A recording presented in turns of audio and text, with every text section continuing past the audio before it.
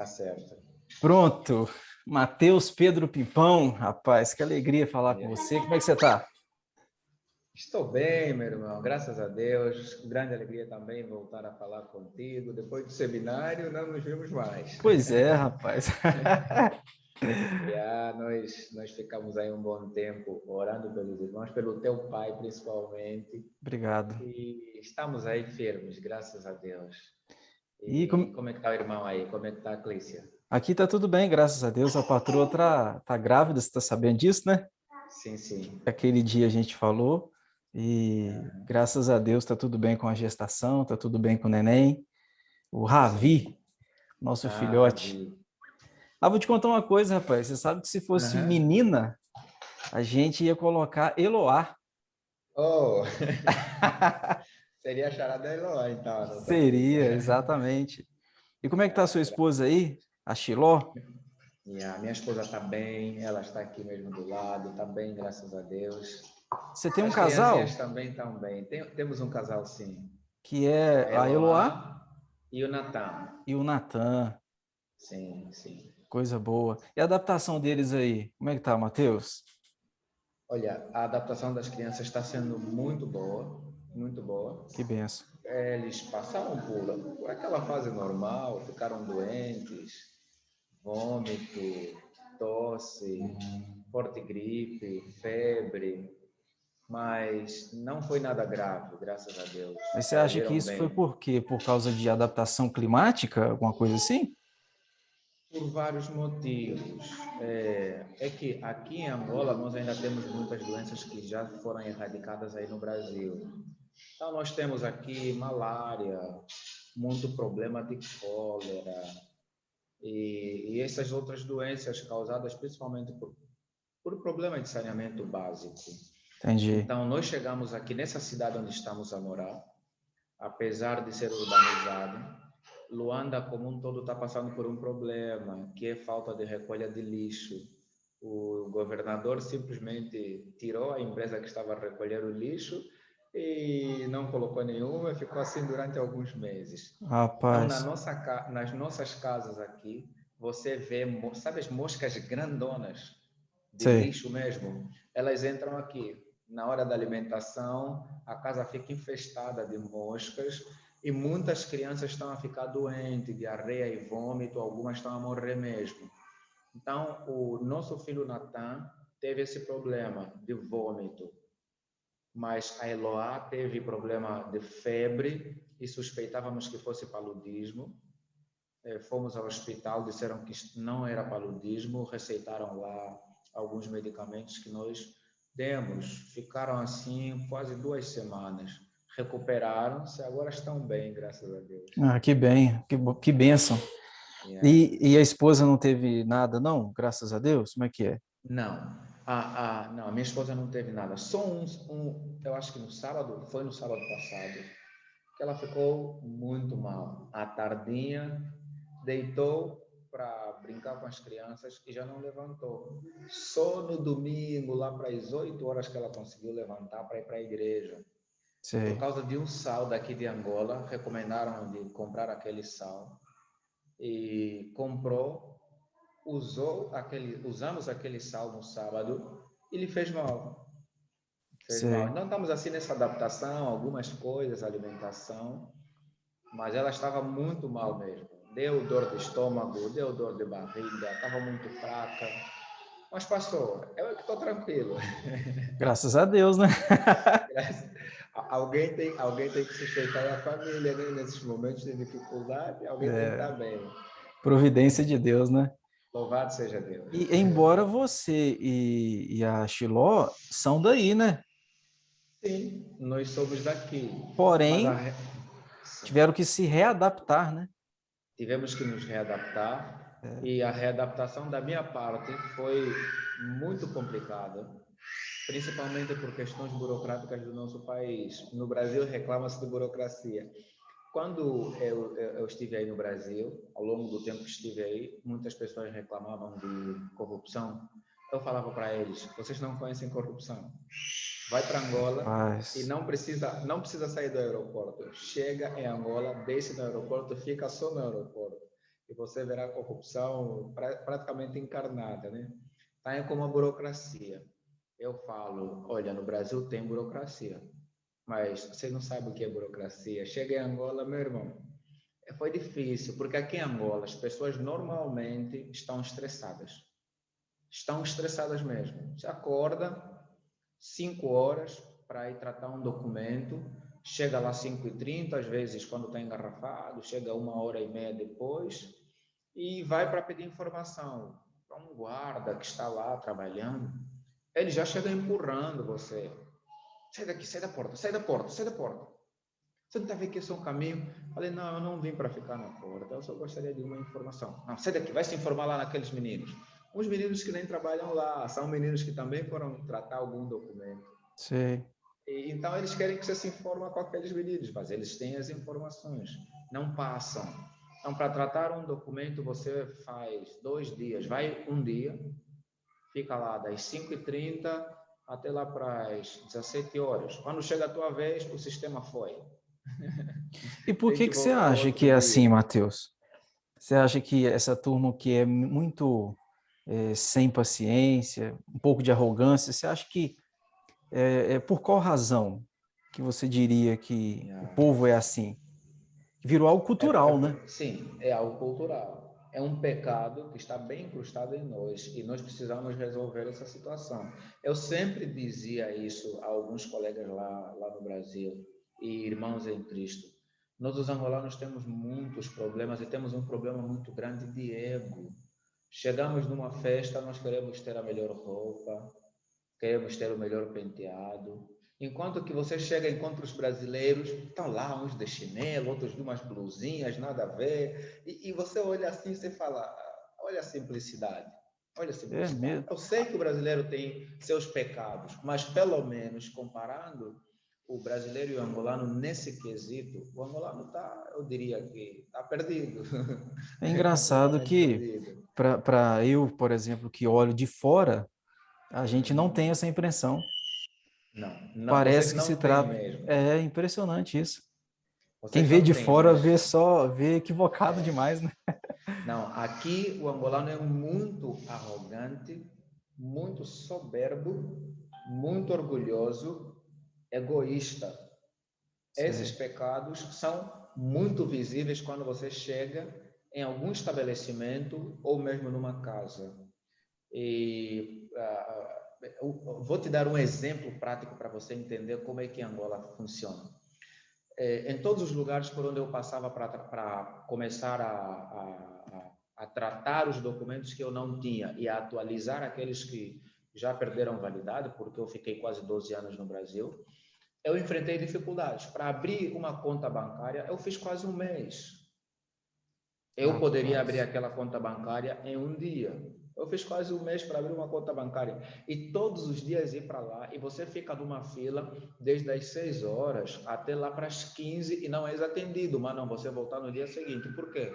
Não, porque agora eles já não vão atender. Mas chegou o horário? Não, não chegou o horário, eles não vão atender. É simples assim.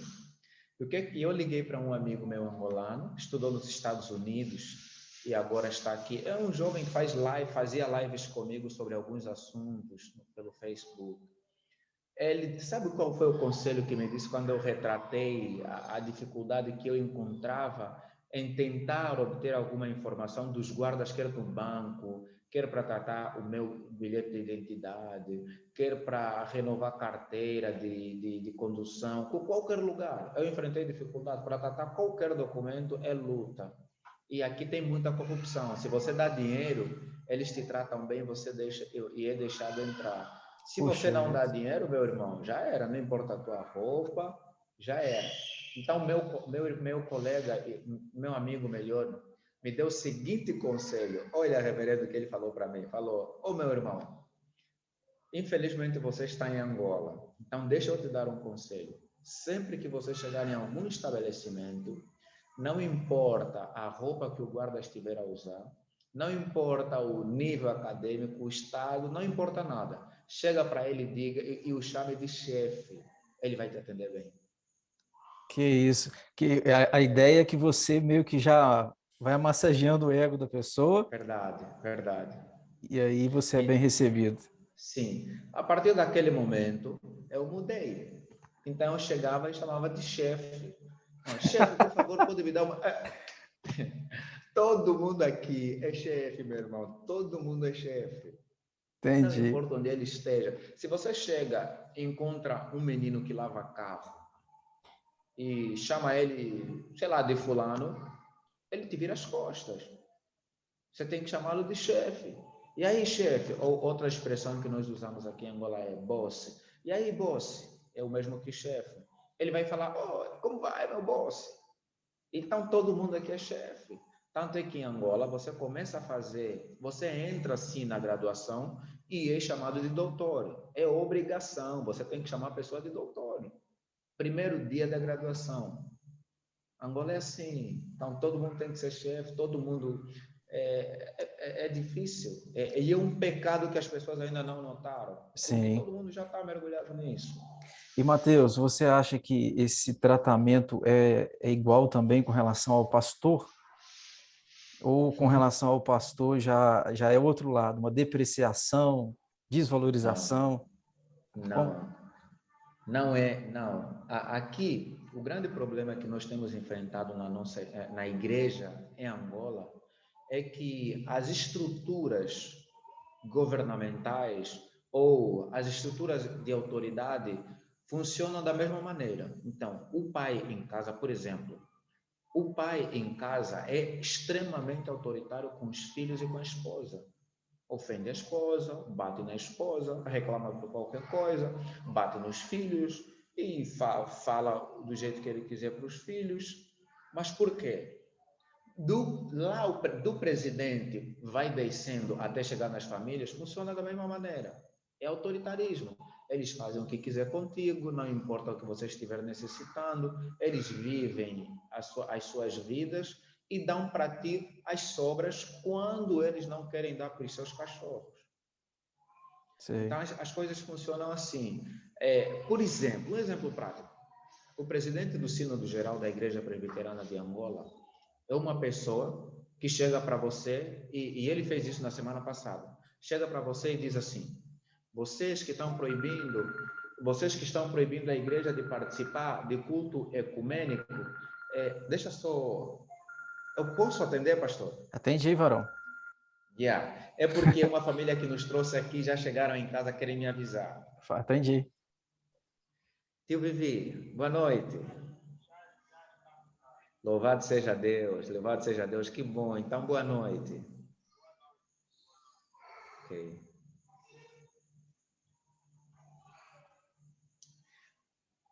Aqui está chovendo muito, todos os dias. Rapaz, qual que é a Eu, diferença de fuso horário, Mateus? 4 horas. 4 horas. E você Aqui costuma são. ir dormir mais ou menos o quê? Meu irmão, eu aqui durmo tarde. É muita coisa para fazer, para Sei. muitas coisas. Que agora aí são 9h30, mais ou menos. Agora sim, são 9h30. Uhum. Mas eu, por exemplo, eu vou ter uma aula hoje às 0 horas da faculdade que eu estou a fazer, da FITREF. Então, eu vou ter que esperar 0 horas, vou ter uma aula, vai acabar lá para as 2. Eu vou dormir lá para as 2 horas aqui. Então, não se Rapaz, preocupe. Não tranquilo. se preocupe. Mas deixa eu te falar. Sim. Vamos orar por esse assunto. Vamos orar por isso aí que você está falando do povo, orgulho do coração, Sim. Para Deus quebrantar, né? E onde a igreja do Senhor está, existe a esperança de uma mudança, uma transformação. Você é esse agente de Deus aí, é este bom soldado, né? E Amém. vamos pedir a graça de Deus sobre esse assunto. E depois eu queria que você me contasse um pouquinho como é que está o andamento aí da igreja. Eu vi uns vídeos que você me Sim. enviou, as chuvas, que né, está chovendo agora, e você disse no vídeo anterior sobre aquela chuva que entra lá dentro do templo, enfim. Mas vamos orar um tempinho sobre isso? Tá Deus, bom. eu quero pedir ao Senhor que o povo angolano venha receber da parte do Senhor um despertar, um entender que só o teu Espírito pode dar, uma visão ampla com relação ao coração, que o Senhor possa quebrantar, humilhar, e que o Senhor possa usar, ó Deus, os teus servos, irmãos nossos que estão espalhados por toda Angola, especialmente o teu servo, o nosso irmão Mateus. Usa, ó Deus, o teu servo com poder e graça para ser um canal de bênção, um instrumento vivo nas tuas mãos para a transformação de pessoas, transformação de cidades e, quem sabe, transformação da nação. O Senhor é capaz, o Senhor tem esse poder e nós colocamos isso debaixo das tuas mãos. Em nome de Jesus, amém. Amém, amém. Conta para nós, Mateus, como é que está aí a questão do templo, a igreja, como é que está funcionando aí? Então, os trabalhos na nossa igreja caminham de vento em popa. Não sei se aí no Brasil diz assim também? Diz, Já nem lembro. vento em popa. Uhum. Isso. Está caminhando bem, louvado seja Deus. E a nossa congregação é uma congregação ainda. É uma congregação.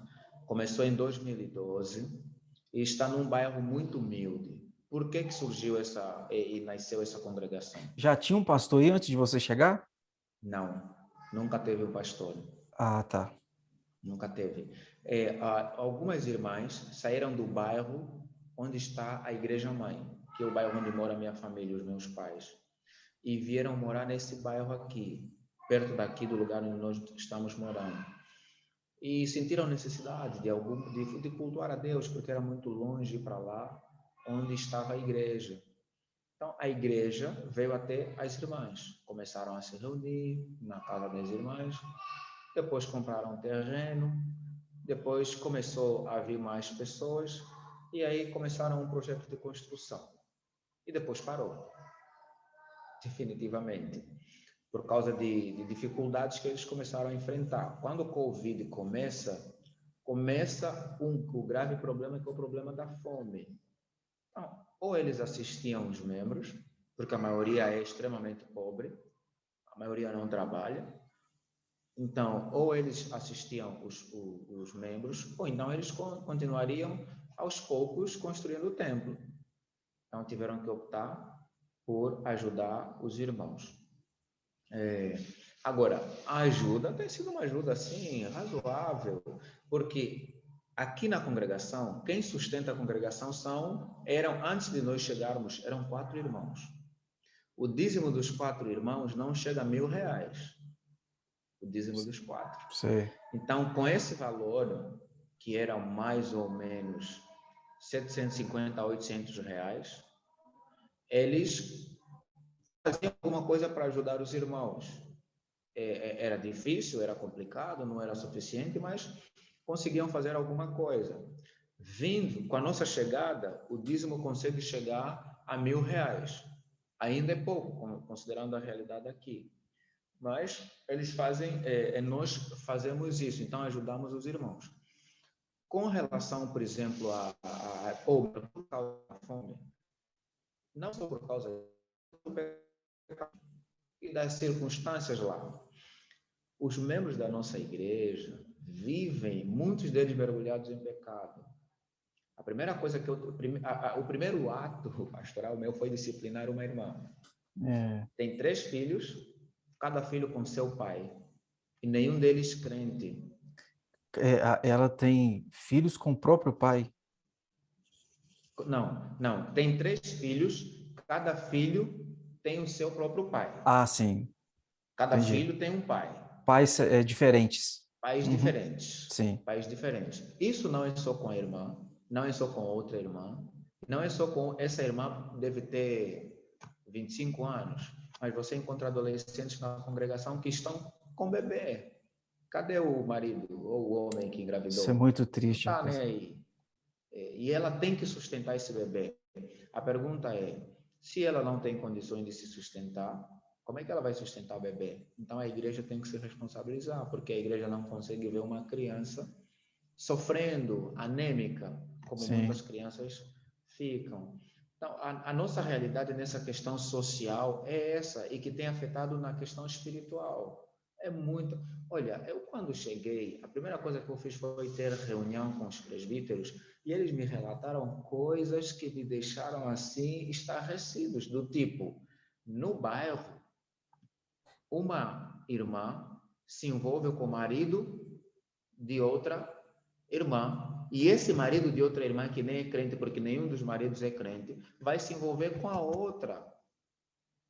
Quer dizer, é como se fosse uma troca mesmo. Como se fosse Sim. uma troca. É, é, é, E você acha que isso virou eu meio que falei, comum, presbítero, Matheus? pelo menos lá no bairro, eles começaram a ver isso como algo normal, como algo Sei. normal. Isso é triste. E não, é muito triste, é muito triste. No domingo passado, no domingo da ressurreição, eu preguei sobre a ressurreição de Jesus Cristo. E uma das ênfases na mensagem, como eu preguei Mateus 28, todo o capítulo 28, naquele trecho onde eles enviam os guardas para anunciar uma mensagem diferente, porque as mulheres são enviadas para anunciar aos discípulos a mensagem da ressurreição. Sim. Mas os principais sacerdotes enviam os guardas para dizer que, na verdade, o seu corpo foi roubado. É uma sabotagem daquela mensagem verdadeira da ressurreição. E uma das coisas que eu falei para eles, irmãos, vocês podem estar se perguntando ou falando, mas eu não saboto a mensagem do Evangelho. Mas vocês sabotam. E como é que vocês sabotam? Vivendo uma vida completamente contrária às Escrituras. Vocês estão vivendo contra as Escrituras, afirmam que são reformados, bíblicos, na teoria, mas na prática vocês são hereges, vocês vivem uma vida promíscua. É necessário que haja mudança, porque senão estariam sabotando a mensagem. E esse comportamento desses irmãos, da maioria dos irmãos lá da congregação, tem afastado muitas pessoas. Tem afastado muitas pessoas. Então eu falei para eles, irmãos, se nós não mudarmos, nós não vamos ter coragem de levantar a nossa cara para sairmos por esse bairro, para evangelizarmos. Então nós temos um tempo para trabalharmos e mudarmos nossas vidas. Mas é difícil para muitos deles. Eu conversei com uma adolescente de 19 anos, tem uma criança de 8 meses. Cadê o marido? Não, a família disse para ele não assumir, ele nunca apareceu, nem sei onde está. Falei, olha, isso é triste, porque você tem 19 anos, tem um futuro, estava estudando, parou tudo. Você não tem condições de se sustentar, não tem alimento na tua casa. Parece 14 horas e não tinham comido nada. A criança estava lá, olha para o filho dela, filha dela, 8 meses, parece que tem anemia. Sei. Os olhos assim, todos fundos, e você se entrega a essa vida promíscua. Qual é o exemplo que você vai dar às pessoas que talvez queiram entrar na nossa igreja para cultuarem conosco? Sabe o que ela falou? Pastor, eu então mesmo, às vezes não quero, só que o diabo mesmo. Sei. Eu falei, não é diabo, é a cobiça do teu coração. E você precisa mudar. Você precisa mudar. Então, eu estou há um mês, completei um mês no dia 28, que eu estou lá a trabalhar, e nós estamos a trabalhar firmes. Mas o nosso foco, por enquanto, vai ser trabalhar a questão a visão cristã de trabalho e a mordomia da igreja. Porque os irmãos, outro pecado daqui da nossa congregação é que eles não gostam de trabalhar. Eles são pobres, sim, mas não gostam também de trabalhar. Pois é, isso que eu ia te perguntar, porque naqueles vídeos que você mandou para gente no WhatsApp, aí um dos vídeos você até falou isso, né? Que o povo aí não gosta de trabalhar. Eu ia te perguntar se era uma questão de não ter opção, porque tem a hora que você quer trabalhar, mas não tem a possibilidade, não tem um emprego. Mas aí, no caso, é um problema de preguiça mesmo. É um pecado de preguiça que os irmãos têm. Mas é assim, aqui não tem emprego para os irmãos. Se eles quiserem entrar em alguma empresa para trabalhar, eles não terão, porque não tem emprego. Aqui a maioria esmagadora das pessoas vive de comércio. Então você compra umas bolachas, uns biscoitos e vai revender. É assim que as pessoas vivem. Na nossa Sei. igreja só tem pessoas que são professores e quem não é professor vive disso. Não tem alguém que trabalha em alguma empresa, que ganhe salário. Não, é vender. E Alguns aí, vendem água na rua. isso que eu ia perguntar, vai na rua vender, no Sim, trânsito, vai alguma para a coisa rua. assim? Normalmente não se vende no trânsito. Aqui, você, por exemplo, aqui na cidade onde nós estamos, a pessoa pega a água, bota em embalagem, umas sacolinhas pequenas, bota em embalagem e põe na cabeça e sai andando gritando, é água, é água, é água, é água. E a pessoa sai, compra água e bebe. Quando não está em casa e não tem possibilidade de comprar água em bidão, aquelas minerais, vai lá e compra. Ou, por exemplo, compra a cartela de ovo e sai gritando que se fosse de dia, eu iria ir e você ouviria pessoas gritando, é gás, é gás, é gás, vendendo gás, gritando, é ovo, chouriço, chouriço. Então, as pessoas passam Sei, vendendo, e a maioria vive assim. E, às vezes, num dia, você vende um ovo, sei, e fica difícil você alimentar a família vendendo sem um dúvida. ovo. Mas é assim, o problema é que os irmãos da nossa igreja nem isso fazem. Uhum. Muitos deles nem isso fazem. Então, eu conversei com a liderança, eu falei, nós temos muitos problemas, mas temos que pegar em alguns problemas para começar a resolver. Sim, Então, o primeiro mês todo, eu expus Gênesis capítulo 3. Gênesis capítulo 3 e capítulo 4. E falei sobre o pecado, sobre várias perspectivas, mostrando a seriedade da santidade de Deus, aquilo tudo, por que o mundo está assim, por que nós nos comportamos dessa maneira e qual deve ser a nossa visão como cristãos. A partir de hoje é sexta, a partir de domingo próximo, de depois de amanhã, eu vou começar a fazer séries sobre o cristão, a visão cristã de trabalho e a mordomia da igreja, porque os irmãos, aqueles que trabalham e ganham um pouquinho, aqueles que fazem alguma coisinha, vendem cadernos, por exemplo, na rua e ganham um pouquinho, por ganhar um pouquinho eles não dão dízimo e nem dão ofertas. Mas quando estão doentes, a igreja é que dá dinheiro, eles também não gastam dinheiro deles. Quando precisam de comprimidos, de remédios, a igreja também é que compra os remédios, eles também não gastam dinheiro deles. Lógico, eles só vendem para comer, não tem condições de comprar mesmo o comprimido. uhum. Então, eles vendem para comer. A igreja é que dá. Mas qual é a ideia que eu estou tendo? Vou falar sobre a visão cristã do trabalho, vai envolver a preguiça, vou mostrar vários textos que falam sobre a importância do trabalho, e depois vou falar do dever do cristão em contribuir para o reino de Deus, e Sim, falar que os beneficiados serão eles mesmos. sim, Se você ganha R$10, por exemplo, dá R$1. Um dia você vai se beneficiar de R$10, juntando o teu R$1 que você deu, mais um seu R$1 do irmão e o outro do irmão. É isso que vai te ajudar para comprar o remédio.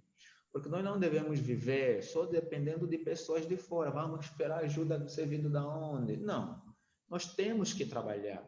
Não importa se, ainda que nós tenhamos muitas dificuldades, temos que fazer alguma coisa. Então, eu estou tentando trabalhar, orando muito a Deus, buscando sabedoria, estou estudando, fazendo os estudos para tirar a igreja dessa inércia e aí eu estou a perspectivar que daqui pelo menos 2 anos a nossa igreja supere alguns problemas e essa sim. questão do trabalho seja um deles. Amém.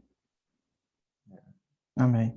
Ô, Mateus, e o seu sustento aí, diante dessas dificuldades que a igreja tem financeira, então, na verdade, você não tem sustento vindo da parte da própria igreja, né? Não, eu não tenho, e na verdade a maioria dos pastores aqui não tem sustento vindo da parte da igreja, até aqueles que estão em igreja um pouquinho maiores, porque é o que eu te disse, a maioria das pessoas aqui em Luanda vivem do comércio e às vezes saem para vender e para comer apenas. O dízimo do irmão não vai ser nada, não vai Uhum. ser nada. Então os pastores acabam trabalhando mesmo. Eu, pela graça de Deus, eu consegui esse apoio que os irmãos também nos têm dado. Então, durante esses primeiros meses, ou primeiro ano que nós estamos aqui em Angola, nós vamos ter esse apoio. Mas depois desse período, nós vamos ter que trabalhar. E o que eu tenho pensado? Eu poderia muito bem agora começar a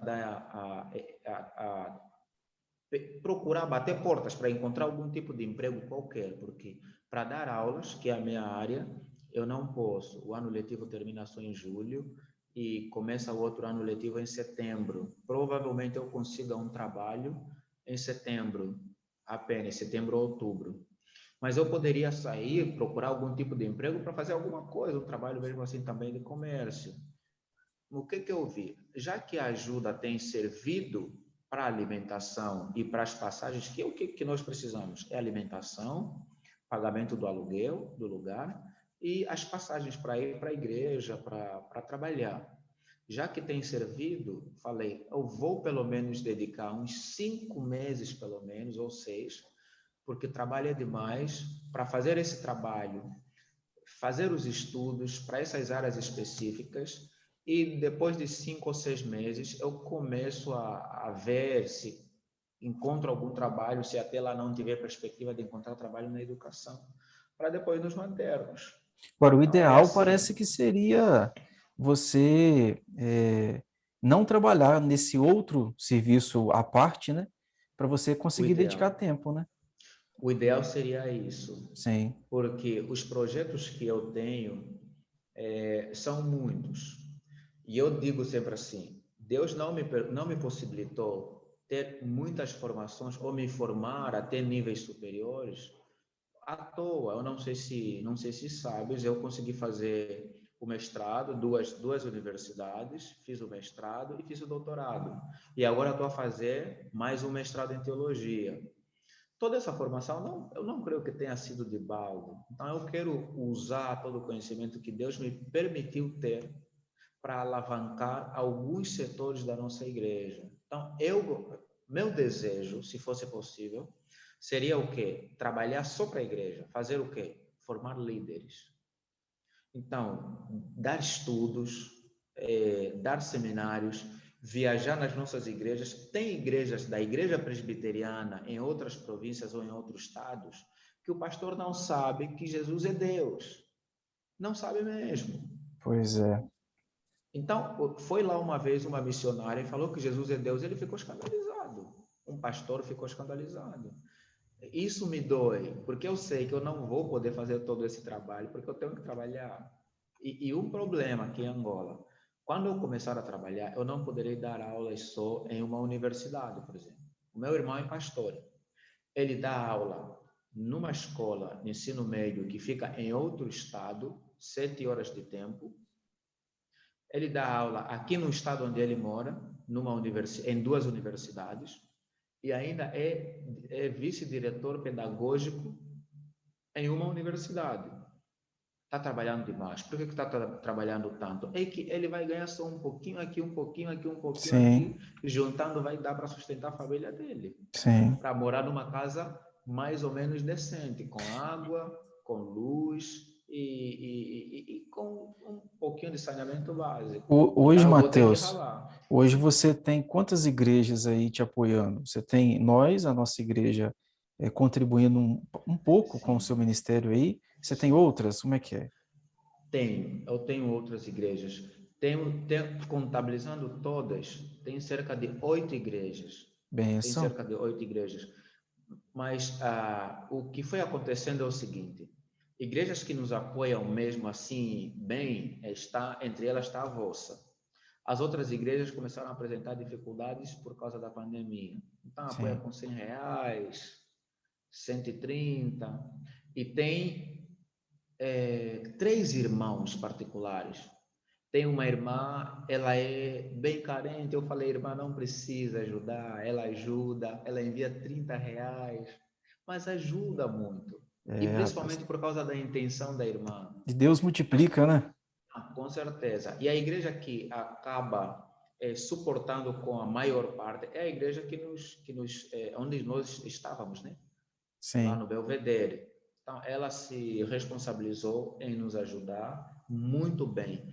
Então, juntando tudo, tem dado para fazer alguma coisa. Sim, Não dá para ajudar a família, a nossa família, que também passa por dificuldades, mas dá para nos mantermos nós, sim. nossa família, que eu falo os parentes, né? No Uhum. Brasil dizem parentes, mas dá para manter a mim, a minha esposa, nossos filhos, e dá para caminhar. Nós não temos de que reclamar quanto às É. ofertas que temos recebido.